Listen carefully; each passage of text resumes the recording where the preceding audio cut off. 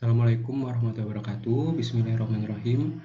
Perkenalkan, saya Ananda Rizky Akbar dengan NIM 2002003401006 dari tutorial 5. Hari ini saya akan mempresentasikan mengenai tugas tutorial CBL 3 mengenai neoplasma. Berikut adalah skenario untuk CBL3, yaitu seorang laki-laki berusia 27 tahun datang ke RSGM dengan keluhan bengkak yang semakin membesar sejak 6 bulan yang lalu di rahang kanan bawah. Pemeriksaan ekstraoral ditemukan asimetris wajah, palpasi padat dengan batas tegas. Pemeriksaan intraoral didapatkan pembekakan pada regio molar kanan bawah yang meluas ke lingual, pergeseran gigi di sekitar pemukakan, konsistensi padat kekenyalan, dan warna yang sama dengan jaringan sekitarnya. Pemeriksaan radiografis menunjukkan lesi radiolusen multilokular dengan penampakan gelembung sabun dan resorpsi akar serta pergeseran gigi 48 dari tempat asalnya.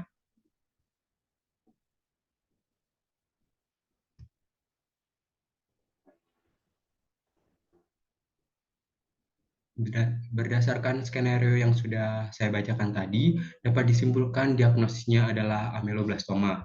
Jadi ameloblastoma ini adalah salah satu tumor jinak rongga mulut yang berasal dari epitel odontogenik yang sering ditemukan. Tumor ini bertumbuh lambat namun bersifat agresif, lokal invasif, memiliki potensi tinggi untuk rekurensi, bertransformasi menjadi ganas, serta bermetastasis. Secara singkatnya, ameloblastoma adalah salah satu jenis tumor jinak yang tumbuh di rahang, paling sering ditemukan di area gigi geraham. Kemudian untuk diferensial diagnosis atau diagnosis banding dari skenario ini adalah central giant cell granuloma, kemudian ada odontogenic keratosis, dan dentigerous kysta.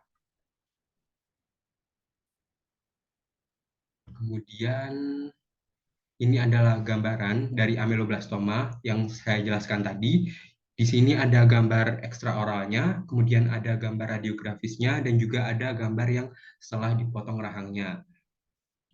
Bisa dilihat pada slide PPT saya.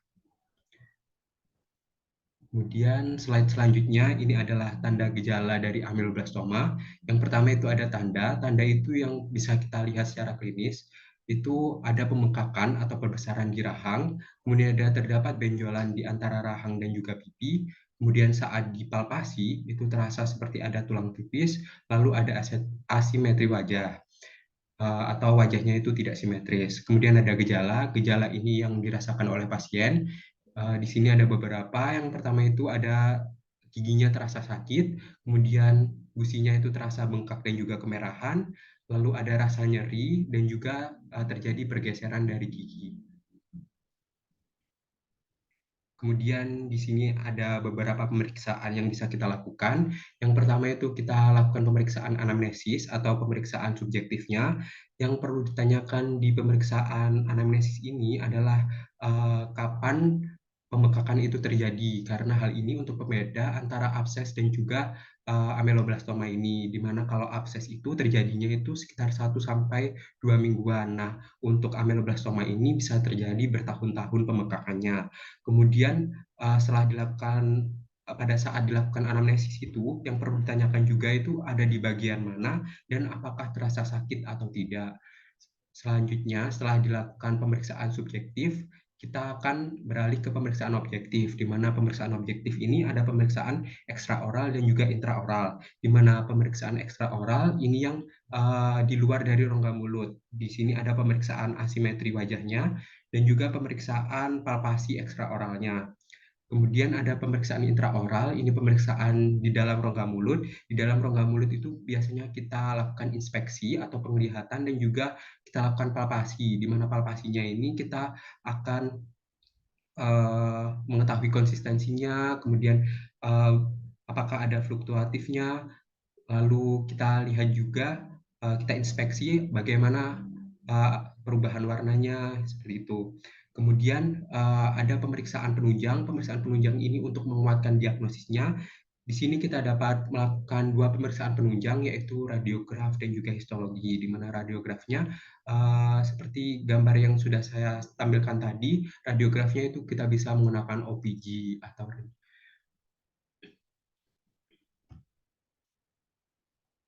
Kemudian di sini ada beberapa etiologi, namun sebenarnya etiologi atau penyebab dari ameloblastoma ini belum diketahui secara pasti. Di sini saya berpatokan terhadap jurnal dan ini beberapa kemungkinan penyebab dari ameloblastoma.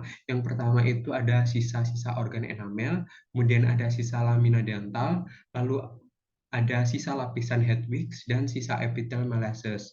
Kemudian yang kedua ada epitel odontogenik. Di sini ada karena kista dentigerus dan juga odontoma. Kemudian yang ketiga ada gangguan perkembangan organ enamel.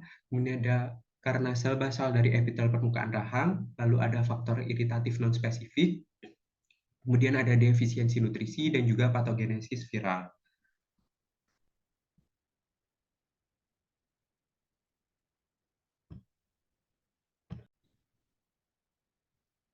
Baik, kita lanjutkan. Setelah etiologi, ada klasifikasi, di mana klasifikasi dari ameloblastoma itu dibedakan menjadi 4. Yang pertama itu ada solid atau multiokuler, kemudian extraosseous atau periferal, kemudian ada desmoplastik, dan juga ada unikistik.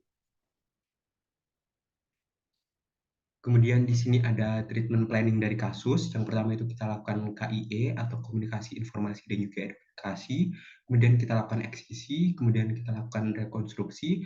Kemudian ada enukleasi, di mana enukleasi ini pembedahan dengan memaparkan temperatur dingin yang ekstrim ke jaringan yang telah dieksisi.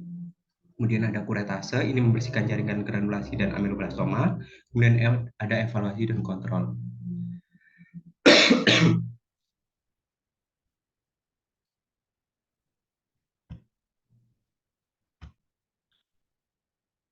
Baik, sekian presentasi dari saya. Mohon maaf jika saya ada salah kata perbuatan. Terima kasih. Wassalamualaikum warahmatullahi wabarakatuh.